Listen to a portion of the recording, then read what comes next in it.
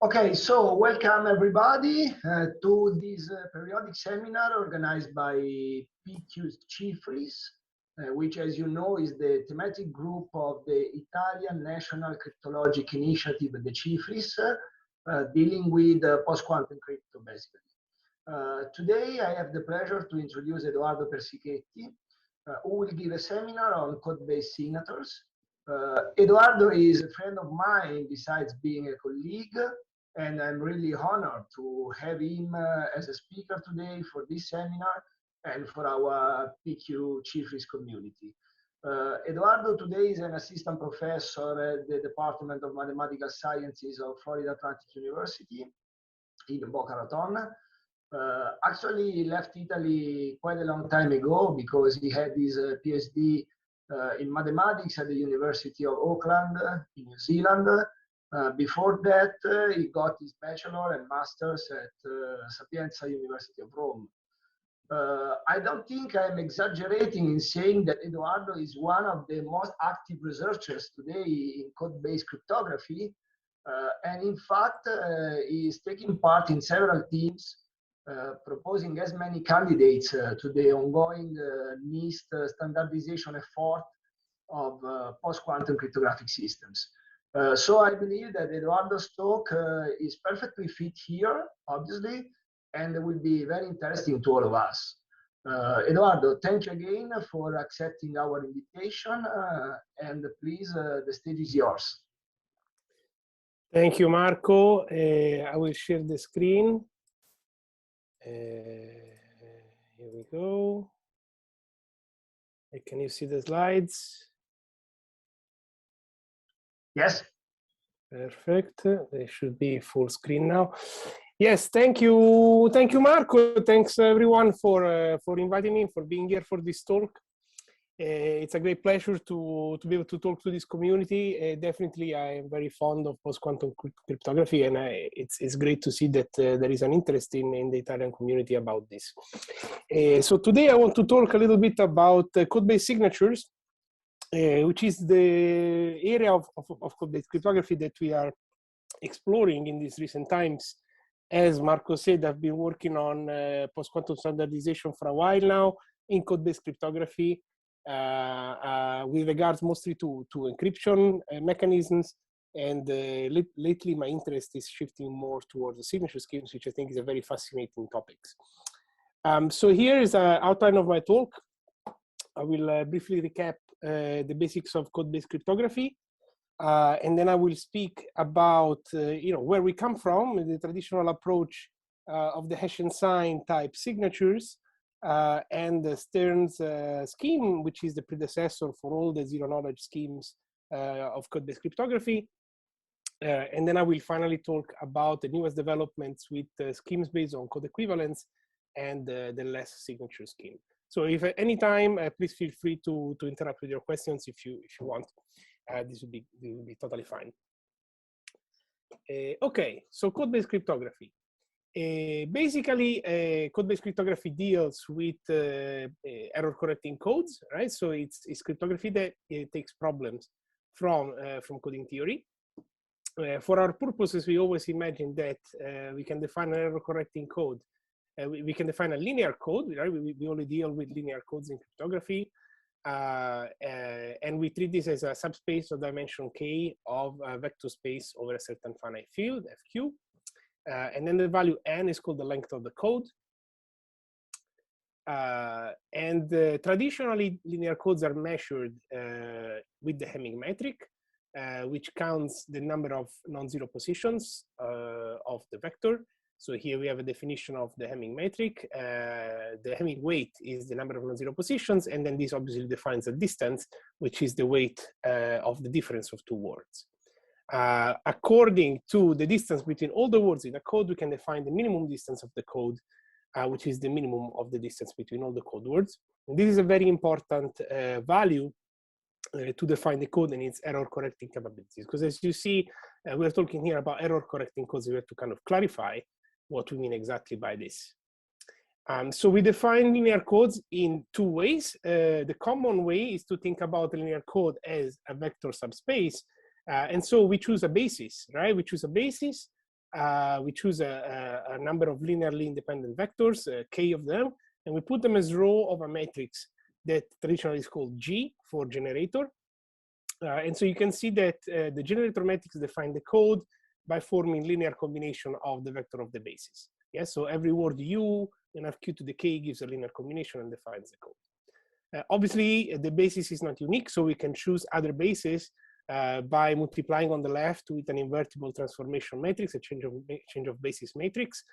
In particular, there is one such choice that always leads to what is called the systematic form, which presents the identity matrix on the left and has several advantages, for example, that of being able to read the information symbols in the first k positions.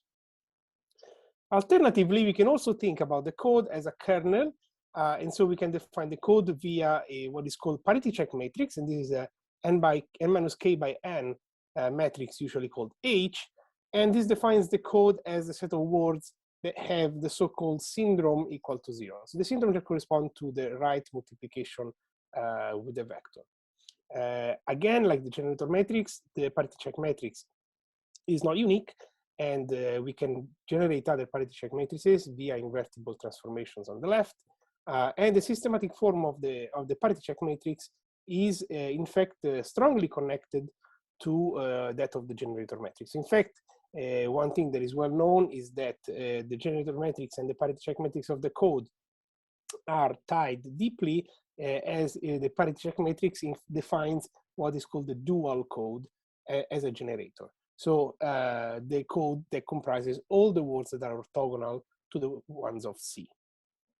Okay, so this is the basics of error correcting codes, but I haven't told you why we talk about error correcting codes yet. And very simply, we say that a code is error correcting if there exists an algorithm that corrects up to T errors. Because in principle, we can find any code by defining a basis and a generator matrix G, for example, and this is what we think about a random code, right? So we just choose a G and this defines a code. So if we do this, then we don't really have a clue of how we can correct errors that occur on code words. So if I take my code words and then there are some errors that occur to it, then there's not much I can do. But if the G or the H, or depending on how the code is formed, has some particular structure, well, this comes with an algorithm that allows to individuate up to a certain number of errors. And this is the main difference. Right? So to give an example, I like to mention GOPA codes, which are predominant in cryptography for a variety of reasons, but also like nice and easy to understand. So GOPA codes traditionally, at least in a simplified way, are defined by means of a polynomial G, which is called GOPA polynomial, over a certain extension field, and a number of elements, alpha 1, alpha n, usually called support. These are non-zero field elements, and it's important that these ones are not root of the polynomial. Then one can form a parity check matrix. Again, this is a simplified description, but you can imagine that each element corresponds to a certain power of alpha j divided by g evaluated in the element. And then, we form this parity check matrix.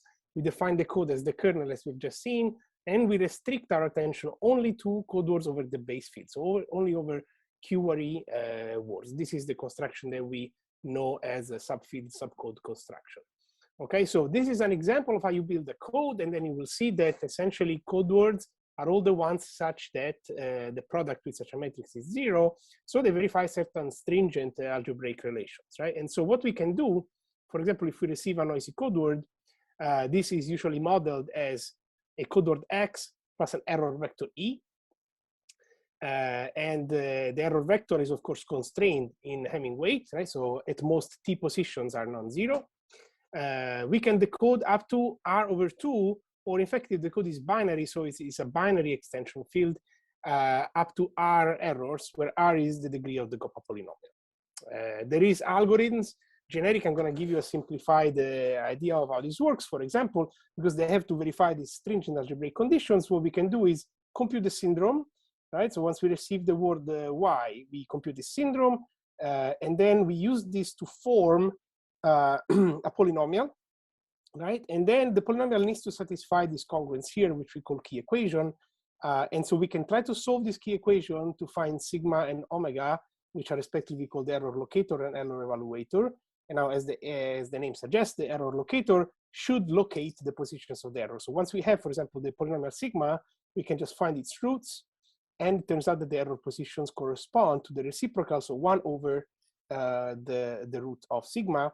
And once we have the error positions, we can figure out what the error values actually are if the code is not binary, but if the code is in general qary, then it's not just zeros and ones. So we have to figure out what the values are as well. And we use omega for that. Okay, so this is just to give a very high level idea of what is a decoding algorithm, right? We have a certain property that ties coders with each other, and therefore we are able to, up to a certain point, correct errors. Right? This is great because it gives us access to a decoding mechanism, whereas in general, it is hard to decode random code. So if I just take a random matrix and say, okay, well, this defines a linear code, great, but I don't know how to decode this one. And in fact, this can be formulated as a computational problem, right? So given a matrix G and a vector Y with a target weight, find a word E that is close to a code word, right? And this is within radius T. So this is what we call the decoding problem because it corresponds to decoding the errors that would occur on Y. And it's easy to see that, in fact, this is equivalent to perhaps more well-known problem, which is what we call the syndrome decoding problem, which is formulated in terms of parity check matrix. So we have H, parity check matrix, and a received word Y, and a target weight again. And we are tasked to find the vector E such that H times E is equal to Y. Here you can see that the two problems are related because if Y is X plus E, the H times Y would be H times E because the part H times X is equal to 0, right, since X is a code word. So it's very easy to have a reduction in both directions from one problem to the other. They are considered to be equivalent. And in fact, SDP, the syndrome decoding problem, was well studied originally by Berlekamp, McAleese, and Valtilburg, and then later by Barg in the qary version. So the first paper only dealt with the binary, but in both cases we have an important result of NP completeness. So I would say this is the strongest possible foundation you can have to build cryptography on. We also have the guarantee of a unique solution when the decoding target is below a certain threshold, and I don't want to spend too much time on it now, but usually we refer to this combinatorial bound, which is known as the Gilbert-Vashamov bound, which is a bound on the size of the spheres with a certain distance. Right? This is this combinatorial bound on the size of the code. So long story short, we have a very hard problem when the code is random, and we have unique solution to it. Okay, so what we can do with this? Well, we want to do cryptography, so we take these hard problems, right? This is how you do cryptography. So you take some hard problem to work with. And well, we almost have a trapdoor, right? We have to just link the two. On one hand, I have a very hard problem for random codes. And on the other hand, I know how to decode certain codes with the decoding algorithm. I just need to put them together. And I have to assume that if I take a matrix defining a code, and it's properly scrambled, so this is a kind of like a vague definition, but I will give an example later of what we mean, then this matrix is indistinguishable from a randomly generated matrix of the same size, right? So the idea is that I will take a matrix that I know how to decode, and then I will disguise it so that it's indistinguishable from a randomly generated one of the same size. This M can be the entire GOPA matrix, or maybe just the non-trivial part of the systematic form, etc., etc. And of course, the hardness of this assumption depends on the chosen code family. If the code is extremely strong, it becomes recognizable even if you try to scramble it. On the other hand, if the code is weakly defined, then it's easier to disguise. Yes, this is intuitive. So yeah, so this is the recap. Basically, we choose a code family with an efficient decoding algorithm. We keep that private, right? So generally speaking, we can say we have a certain description delta that we keep private, and then we hide the structure. For example, McAleese did this with the first proposal in 1978, using directly the general decoding problem. This is the most well-known, is the birth of code-based cryptography, if you want to say. He chose binary GOPA codes to begin with, and he started from a generator matrix G, which gives access to the GOPA decoding algorithm, and then hides it as SGP, where S is the usual change of basis, and P is a permutation matrix which is bringing us to what is known as an equivalent code. We can see more about this later, because we'll talk about code equivalence in detail. And then at this point, the plaintext is encrypted, as we can imagine, as a noisy code word, which means also that the scheme samples some randomness every time. The scheme is therefore probabilistic. And then you can imagine that the process is very natural, right? So the person with the private description is able to decode, and everyone else just sees this ciphertext and cannot do anything about it. Equivalently, the writer chose generalized Solomon codes and chose to base his crypto system on the parity check matrix, so using SDP. And if you do that, then the scrambling mechanism is the same, but the plaintext is instead encrypted as the syndrome, right? So the scheme is deterministic. So again, if the ciphertext is the syndrome, then trying to decode this without the private key is the same as trying to solve SDP.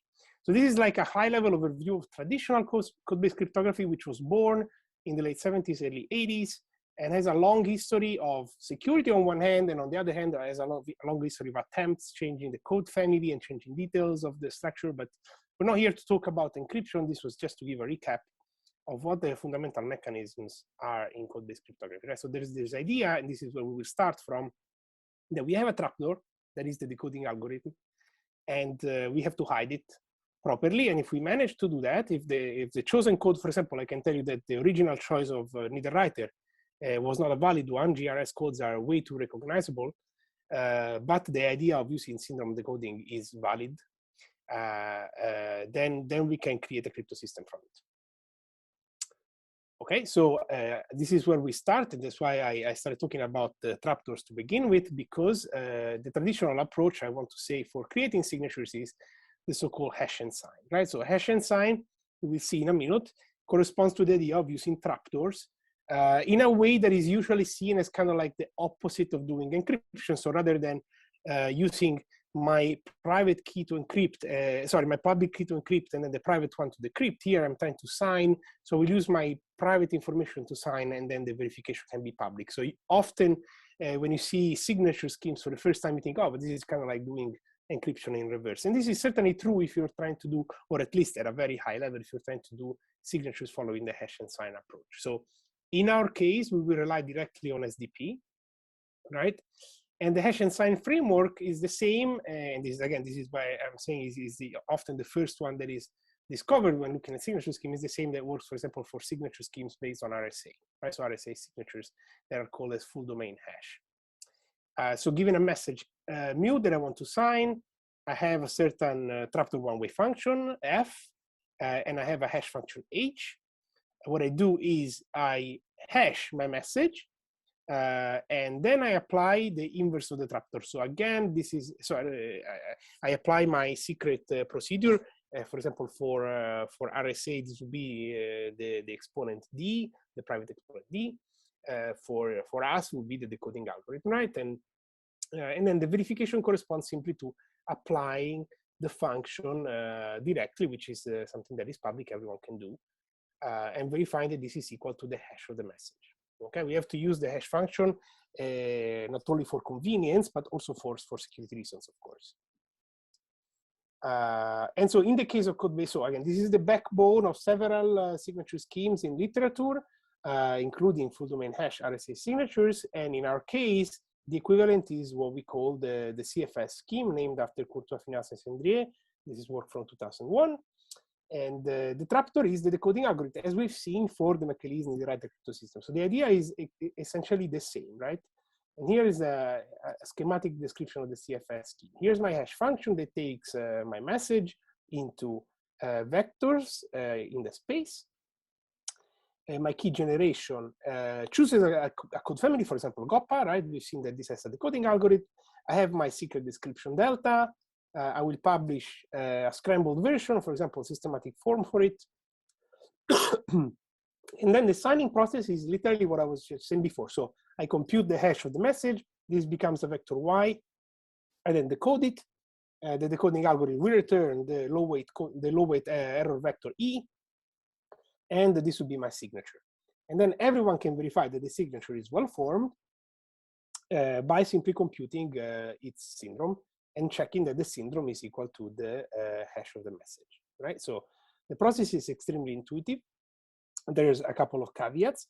The first thing to clarify is, of course, to forge, to create a signature without knowing the private description, I have to decode why, and in principle, I don't know how to do it. And this is, the basis of security, if you want. On the other hand, the curious thing is that even the authorized user is not really guaranteed to know how to decode this one. And this is perhaps more surprising, but in a nutshell, the idea is that decoding a random word is not always possible. So here is like a pretty picture that summarizes what the situation is for linear codes. You have to imagine that you have the code words that are here indicated with the little squares, and each code word has a bubble around it that is the decodable radius. And within this decodable radius, yes, I can find, I can correct these errors and get back to what's the closest code word, right? So this corresponds to the minimum distance, remember I was saying before, between code words. But there is in fact a lot of space between these bubbles. And if you see the space here, in between them, it's actually like, it's very large. And when I take a vector at random in this space, it's actually very likely that it will end up outside of one of these balls rather than inside. And so the solution is, well, if I take a word at random, I'm not guaranteed that this works.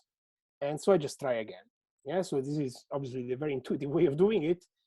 Perhaps a little bit more clever way to do it is to actually add a counter to the input of the hash function. So rather than hashing mu, I just hash mu and 0, and then if this doesn't work, I hash mu and 1 and mu and 2, etc., until I find a syndrome that is decodable. At that point, I can decode and I can sign as usual, as we've just seen, right? So this is obviously not efficient. With a very quick calculation, if you take the original parameters for Michaelis, these are from the Michaelis crypto system. At the time, these were guaranteed to have security.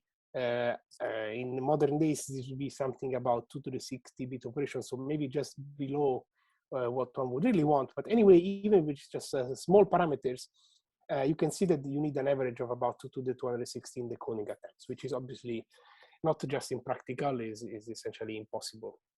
So the classical parameters that we use for code-based cryptography, like Michaelis, don't work. Part of the problem is that the code length, as you see, is approximately twice the code dimension, so 1024 and 524, or 50 is the number of decodable errors.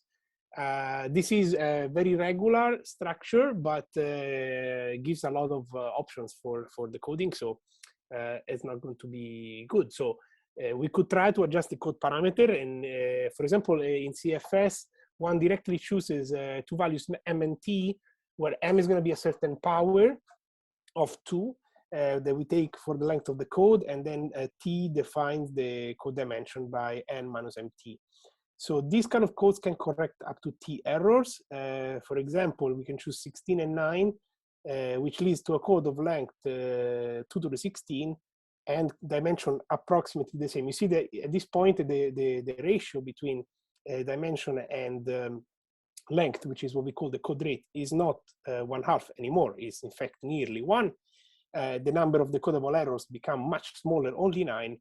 But in fact, the number of attempts that I need now is much smaller, but still is about 9 factorial decoding attempts. So still something not practical, right?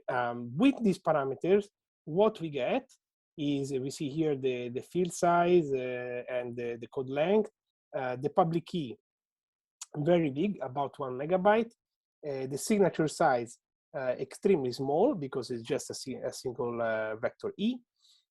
So it's 144 bits. These parameters with 16 and 9 are supposed to provide 80 security bits. So again, maybe just a little bit below what we want in modern day. And you can see already that it's not the most efficient scheme. First thing to notice is that the signing is very slow, in the order of seconds. The public key is big, but there are techniques to reduce it that were introduced in the context of encryption, something that I was working on in my early career. For example, schemes based on quasi-dyadic codes. And there is this proposal by Barreto, Carrel, Misowski, and Niebuhr in 2010 to apply the quasi-dyadic trick to CFS scheme. But then we are subject to the same algebraic vulnerabilities, which are unfortunately beyond the scope of this talk, but suffice to say that if I try to introduce additional structure to my matrix to describe it in a compact way, then I give more information to the attacker, which will help the attacker retrieve the private structure of the code. So this is not exactly the safest thing to do. There are also additional security concerns, so it gets worse because we've seen that the code has a very high rate, nearly close to 1, and this in fact now leads to distinguishes. So whereas we take a code of rate 1/2, this is plausible that once we scramble it with like SMP, for example, this is now indistinguishable from random. When the code is so rectangular, so square, sorry, it leads to distinguishers, right? So distinguishers are not per se an attack, but this is not a good feature either. And what is worse is that Bleckenbacher has shown in 2009 that there is a generalized birthday attack that completely invalidates the previous parameters. So they were 16 and 9, too small. The attack by Bleckenbacher raised the threshold, and now to get even just 80 security bits, we have to use 15 and 12. With 15 and 12, the scheme gets even more impractical.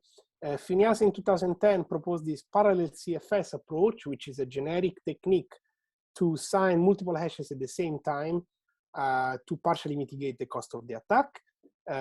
In reality, you cannot do this many times. The proposal by Finias is only 2, but still this kind of mitigates the attack somehow. And even with this, the performance is completely impractical. So there are actually more than one attempt at realizing this scheme in practice, first by Landé and Sandé in 2012, and then by Bernstein, Schuh, and Schwabe in 2013. So extremely optimized implementation.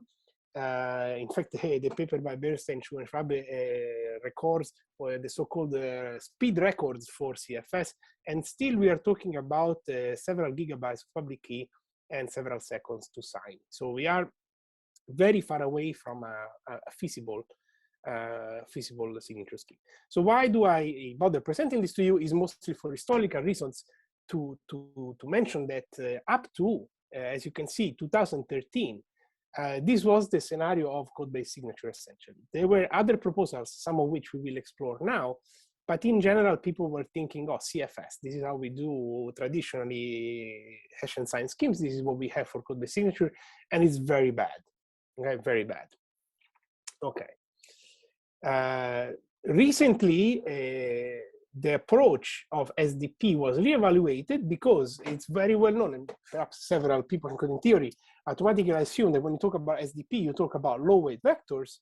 But in fact, SDP remains very hard when the weight is very high. So there is there is a difference in this case because the solution is no longer unique. Remember that for the solution to be unique, we have to be below the threshold. But that is okay, because as long as I'm able to produce a valid signature, this is not encryption, right? So I don't have to actually recover the plain text. All I need to care is to find a unique solution to the problem, a solution to the problem. So there is this, this scenario in which we have a first threshold, say omega easy,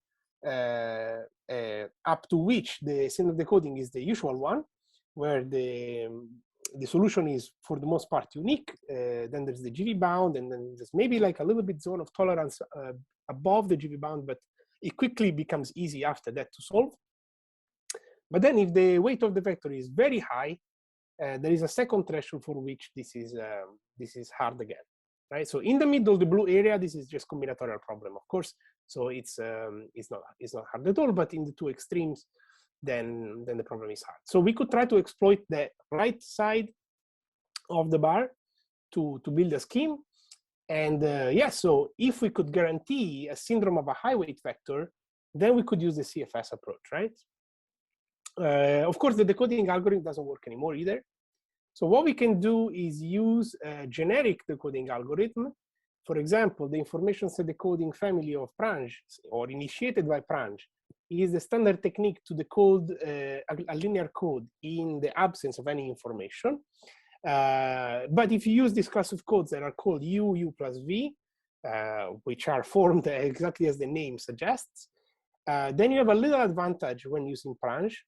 The picture becomes this one. So in general, it is hard for someone using ISD, but the UU plus V tractor allows to decode in that little intersection area. So we manufacture a highway syndrome by rejection sampling, and we have a CFS scheme, right? So this was the idea of WAVE, first using binary codes, and second, the authors found out a vulnerability. Again, there exists a distinguisher in the binary case. Then the authors released a new variant called WAVE that uses ternary codes and uses a generalization of UU plus V codes, so not the classical UU plus V codes known in coding theory, but a generalized version of it. And this variant now works. I mean, there were some initial concerns that we formulated with Paolo Barreto, and they have been later addressed. In the end, we have a scheme that is a great improvement over CFS.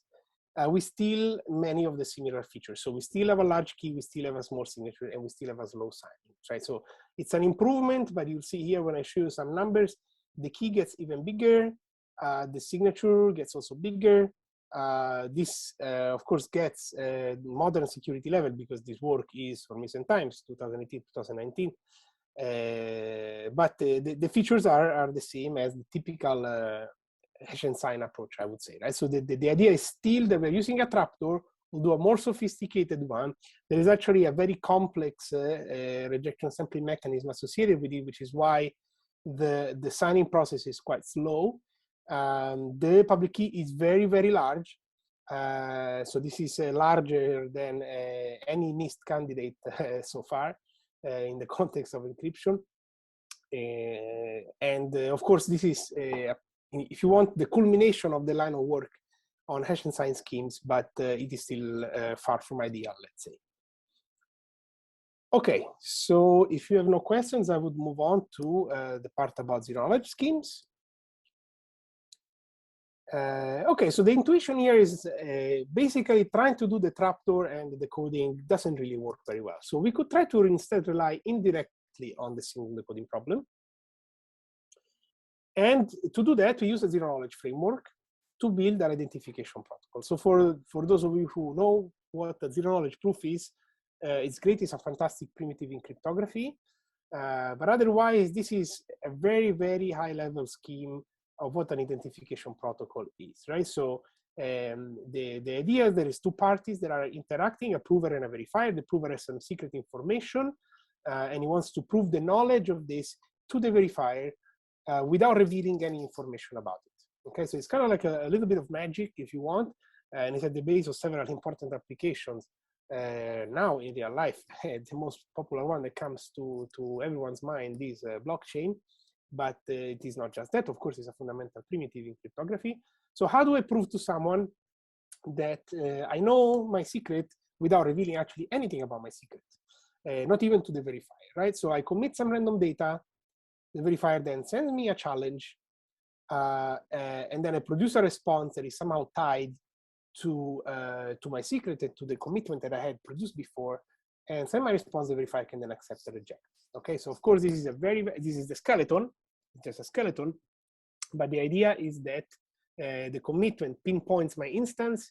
I then get to ask the question, I get asked a challenge, and then I produce a response that ties everything together, and I should be able to verify without revealing information, and I should be the only one able to be verified, right? So after this, we can use this, as I said, in several applications. One of them is signature scheme. Why? Because we have a generic transformation that was introduced by Fiat and Shamir in a seminal paper in the 80s that shows how to transform this thing into a signature scheme. What do? You essentially play this game by yourself, and instead of getting a random challenge from the verifier, because signature scheme is of course non-interactive, I generate a challenge at random by hashing the commitment and the message. And then I create a signature by sending over the commitment and the response. And then the verifier can verify in the usual way. And so I transform my scheme from interactive to non-interactive. And it is proved in the Fiat-Shamir paper that this achieves the standard level of security, which is existential non-forgeability in the chosen message attack model. So it's a very strong transformation, right? All it takes is zero knowledge identification protocol underlying, and that can be transformed into a signature scheme. So for code base, so this is used across a variety of the spectrum in cryptography. For example, several discrete logarithm based signatures, right, and several other post-quantum candidates as well. For code base, if you try to do this, you have to use the only tool that you have, which is the hardness of finding low weight words. This was the idea of Stern back in the 90s. And so here I'm going to show you the Stern zero knowledge identification protocol. Remember that the thing that we saw in the previous page was just a skeleton. So Stern zero knowledge scheme starts from a random code. This is important, this is random. It then selects a syndrome, right, as a public key, so it has this private information E. And here is the interaction between prover and verified. Now you can see it's a little bit more sophisticated than the skeleton that I showed you. Of course, we have not just one commitment. When I say commitment, there is, in this case, 3 different pieces, right? One commits to a permutation and a syndrome of Y, one commits to the permuted version of Y, one commits to Y plus E, etc. The challenge in this case is a ternary bit, if you want. And depending on what the challenge is, I answer with Y or pi, Y plus E and pi, etc. And it's possible to see that each response is able to verify 2 out of 3 of the commitments. Okay, so the idea is that we have this interaction between prover and verifier. So the zero knowledge protocols, most of the times, like the one I just showed you, have the presence of a soundness error. What is this? Well, in fact, if you see the scheme here, each response is able to verify only 2 of the commitments. One does not get checked. And accordingly, a malicious adversary can cheat with a non-trivial probability. In this case, it's exactly 2/3. Here is an example of how you can cheat in the case of B equals 0 and B equal 1. So you can manufacture a solution that doesn't verify the constraints because one of the commitments does not get checked, right? And so with this technique, you can pass verification for B equals 0 and B equal 1, but the strategy fails for B equal 2. So a priori, you choose, okay, I think I'm going to get checked on B equals 0, B equal 1. I'm going to do this. Or I'm going to choose to pass B1 and B2, etc. So I can cheat with non-trivial probability, which means that if I want to really be sure that the prover is the one who claims to be, I have to repeat the protocol several times. So by parallel repetition, I amplify the error. And if verification is successful every single time, I'm then able to reach the target authentication level. Of course, if I'm doing a signature scheme, this will all be part of the signature, the entire amount of rounds. So what this means is that the signature has to include the whole transcript, and this becomes very long. For example, with the Stern zero knowledge identification scheme, the error being 2/3, you need 35 rounds to just reach an authentication level of 2 to the 20. You need 137 for 80 and 219 rounds for 2 to the 128, so 128 security bits. This generates, as you can see here, very, very large signatures, right? So here we have somewhat normal code parameters, length about 1,000, but the scheme is horrendously impractical because the signature is so long. So there were several variants proposed over the years, Stern, Veron, Gabori-Giraud, etc., all trying to improve on this, and indeed they did improve on this, right? So they were managing to push the soundness error to about 1/2 and keep the signature sizes below 40 kilobytes. But the sizes remain very large. So even 40 kilobytes, of course, is a very large number for a signature, right? So what we can do, here I'm going to show you quickly the CVE protocol because we're going to refer to it later. See, the CVE protocol is one of the latest in the line. It uses QR codes rather than binary. And the interaction between prover and verifier is a little bit different. Here we commit only 2 pieces.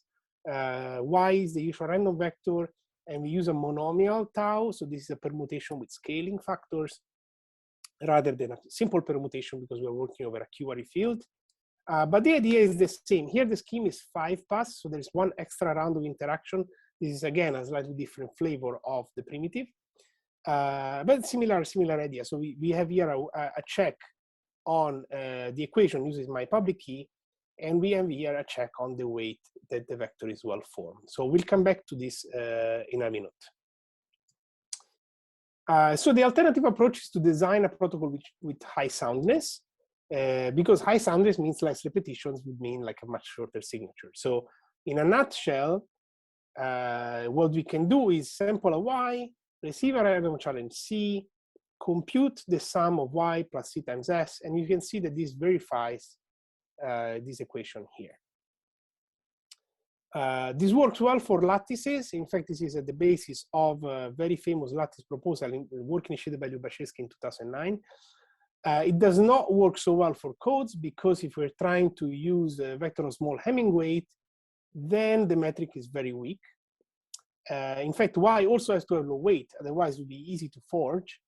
And the response Y plus E, in fact, leaks the secret position. So if we choose both Y and E to be low weight, then their sum still has low weight, and it's hard to hide this, okay? We can run a statistical analysis attack, and this completely breaks the scheme. So this idea was maybe too ambitious with cosmic cryptography.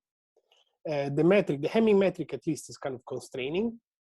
So we just need to use a different protocol, right? So this is one of the latest approaches that I investigated. Take the CVE scheme that we saw in the previous slide. The standard error in this case, you see, is Q over 2 times Q minus 1, which is approximately 1/2, which is what I was saying before. It's the improvement that these guys were able to obtain. But in fact, if you imagine that only the first check is performed, the second check has to verify that the response is well formed and that the weight is correct, right? This, in fact, is independent in a sense and can be offloaded to what is called a helper. So it's a trusted setup. If we do this, then we can run a pre-processing phase to collect a bunch of samples of the form Y plus E, so all possible responses. And the verification now only depends on C, and the soundness is 1 over Q. So the ingredient here is to offload one of the two checks to a helper. Of course, we will see in a minute, this is not realistic, but we can work around it, right? This is the MPC in the head approach that was used, for example, in the very famous picnic scheme, one of the main candidates for signature scheme in NIST. And here's how it works. So we use a commitment scheme, which is a stronger primitive than just simply hash function.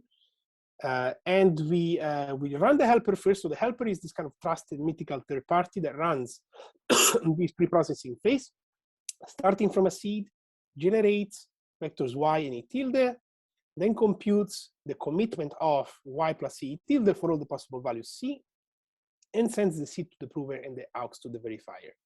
At this point, the verifier has this auxiliary information to be able to verify the response is well formed, so this does not need to be included in the actual protocol, right? So the protocol starts from the prover that uses the seed to regenerate the information, then uses the secret to figure out what is the monomial that ties E to E tilde, and commits similarly to CVE. The verifier sends a challenge, the prover responds with Y plus C E tilde, and the verifier only needs to verify the equation here. And the fact that Z is well formed is taken care of because then the verifier can check that this corresponds to one of the values, the corresponding one among the auxiliary information. So this scheme obviously is more practical than the other one because the soundness is bigger. Now the soundness is 1 over Q. But how do we deal? Of course, the helper is not a realistic entity. So we use a cut and choose technique to remove this pre-processing phase, which means that we execute 1 out of n setups, and then we transmit the remaining ones so that the verifier can verify that they are well formed. This brings us a soundness error between 1 over n and 1 over q. Usually n is chosen equal to q. And then we iterate as needed, then apply fiat Shamir, and this gives us a signature scheme. Of course, there are several optimizations that you can run, for example, using Merkle trees to make the scheme more efficient. And in the end, you can get to much smaller signatures at the cost of increased computation. So we will see some numbers at the end. But of course, the more you play with the scheme, the smaller you can get the signatures, the more computationally intense the scheme becomes. So we have the theoretical work available on ePrint and it's also recently published, but the implementation is still under development. So in one sense, this captures the end of the line of the other approach, which is using syndrome decoding in an indirect way via zero-knowledge scheme. And then there is less. And I have a few minutes to talk about less, but I always enjoy talking about less because it's really something different. So when we talk about Hamming metric and we think about isometry, right, usually we think permutation, right? Permutation just moves the vector around, so the Hamming weight remains the same.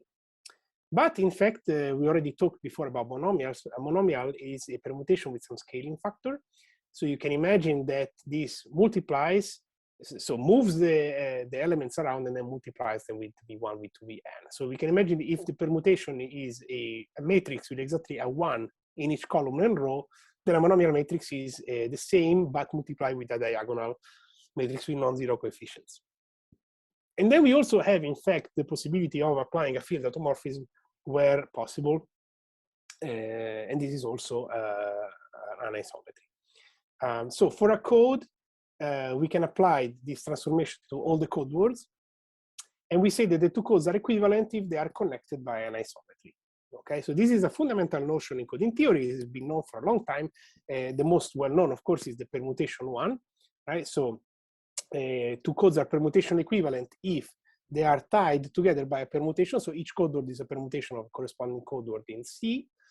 And in fact, this leads to the permutation equivalence problem. Note that this is usually formulated as a decisional problem, so determining whether two codes are actually permanently permutationally equivalent or not. But in principle, we can think of it also as a computational problem, which is what we're interested in cryptography, right? So given G and G prime, find if there exists an S and a P that tie them together. Similarly, the linear equivalence problem is defined in terms of linear equivalence and monomial matrices. For our usage in cryptography, we did not find that the semi-linear case with a field homomorphism added anything in terms of security, so we do not consider that. So the permutation equivalence problem is essentially a special case of the linear one, right? And in turn, this is a special case of the semi-linear equivalence problem. So you can imagine that each one is contained in the other. For example, if I take a diagonal matrix to be all ones in the diagonal, then the monomial is just a permutation. We know that the permutation equivalent problem is not NP-complete unless something historical happens. Petrank and Roth showed this in 1997. And what is worse, the permutation equivalence problem is deeply connected with the graph isomorphism, which we know how to solve in quasi-polynomial time. So why do you care at all about this problem, right? And we have a reduction to from semi-linear to linear and from linear to permutation. It is not always obvious, but it's still easy. So the idea is that despite being solvers, efficient solvers in many cases, in fact, it is easy to find hard distances. So I want to say a couple of more words about this and see if I convince you. So we definitely have very efficient solvers in certain specific cases, but we can still work with it.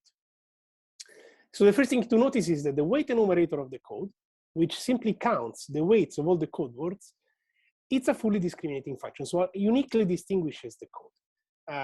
So of course, computing the weight enumerator on the full code is impossible, is extremely computationally intense, even for very small codes.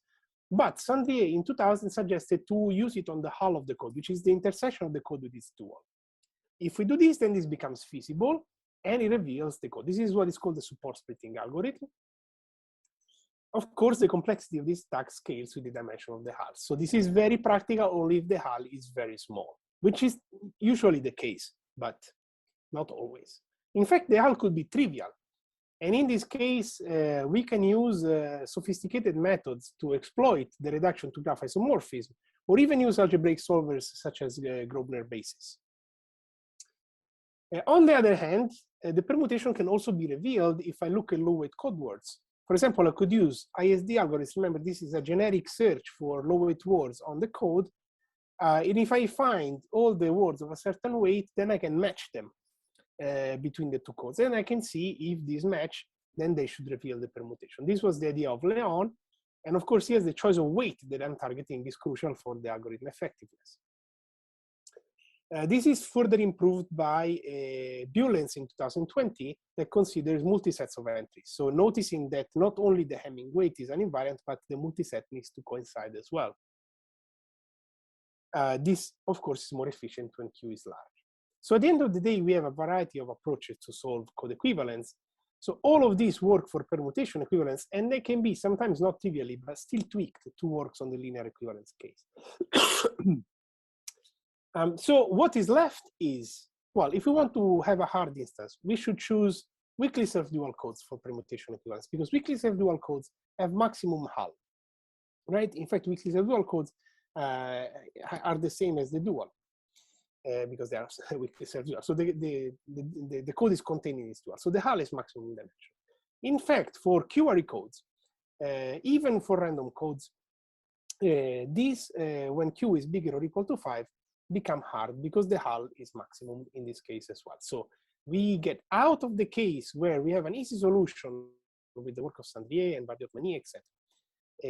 And the only thing remaining in this case is attacks that use search for code words like Leon and Bulens, and we can parameterize these properly. We understand them very well. We understand ISD very well. ISD is the same tool that is used to evaluate attacks on encryption schemes, and has been around for many, many years. So we can still build a crypto system with this, right? So could we use it, in fact, as a standalone problem? It looks like we can. In fact, the situation for these isometries really recalls closely what happens for other group actions, right? So there is a lot of things that I wasn't able to say, but you can imagine these monomial matrices or permutation matrices to act on the set of generators, like is the case, for example, for the discrete logarithm problem. And unfortunately, we do not have the commutativity that would allow us to do prodigious things like a Diffie-Hellman key exchange. But we cannot do it in a simple way. Trying to do this is something that we would really love to do, but we are still not close to a solution. But we could still adapt some constructions from the field of discrete logarithms, as well as things that have been doing in the post-quantum realm, like isogenies. For example, we can construct a zero-knowledge protocol using just code equivalence. So without passing for syndromes and hardness for decoding, not directly at least. So this was the work that we did with Jean-François Bias, Giacomo Micheli, and Paolo Santini in 2020. And after, you know, now that when we have a zero-knowledge protocol, we can transform it into a full-fledged signature scheme using Fiat-Shamir. So basically, we have a signature scheme, and this uses just code equivalence. We can even improve this. We've done successive work with Alessandro Barenghi to improve. We have certain computational variants. For example, we can use multiple public keys, fixed weight challenges, a lot of tricks that can be used to make the scheme more efficient as well. So in the end, we have a very flexible scheme that we can operate with. Here, I'm going to present it to you in its basic version, just to give an idea of how this works. We start from a known code defined by G, and we publish the public key that is an equivalent, linearly equivalent code. Okay, so my secret here is going to be the transformation S and Q.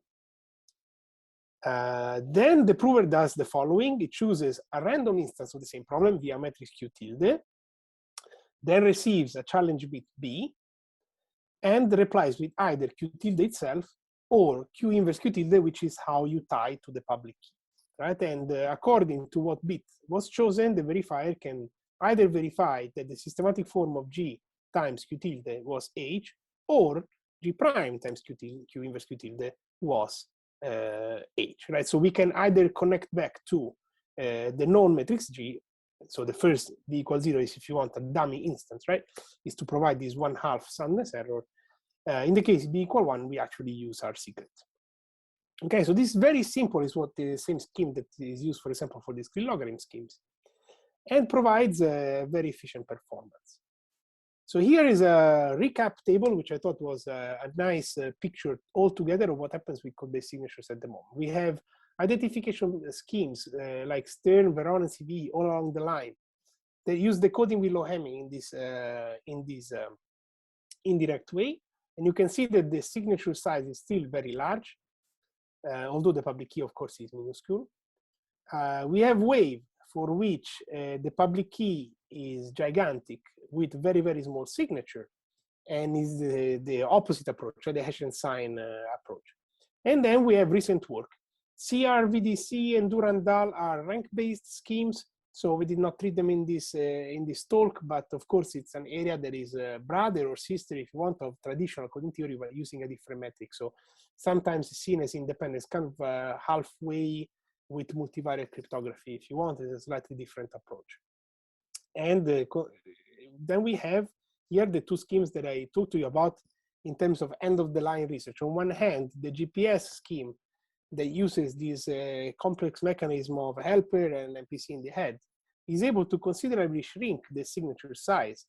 We have different parameters here. I chose the first and last parameter set, the number 1 and number 4. In the first one, you see that the signature is about 24 kilobytes. And of course, the last one has a smaller signature size, but more computation because we have larger number of setup. So this has the features of the Stern-Veron CVE scheme, but with more computationally intense overhead, of course, and smaller data size. On the other hand, we have less. For less, we devise 3 parameter sets to show the flexibility of the scheme. In one case, we can try to minimize the public key. We can also try to minimize the signature size, or we can minimize their sum. Our favorite parameter set, this is the third one, where we have just under 22 kilobytes between sum of public key and signature, which is usually something that could be enticing for practical applications such as TLS and other ephemeral key exchanges that need a signature scheme to be used in. All the numbers here are in kilobytes in the table. So you see that the picture started from very far away. The CFS scheme is not even in this table because it's completely impractical. And we are working towards an improvement we are trying to push. This with an eye towards NIST, because NIST promised a reopening of the call for signature schemes, since in fact alternative to lattice-based schemes were very scarce. So there is a lot of research going on about at the moment, and personally I have these 2 projects in hand. One is on the GPS side, one on the LESS side for future development. This is all I had to say, so grazie per l'attenzione everyone.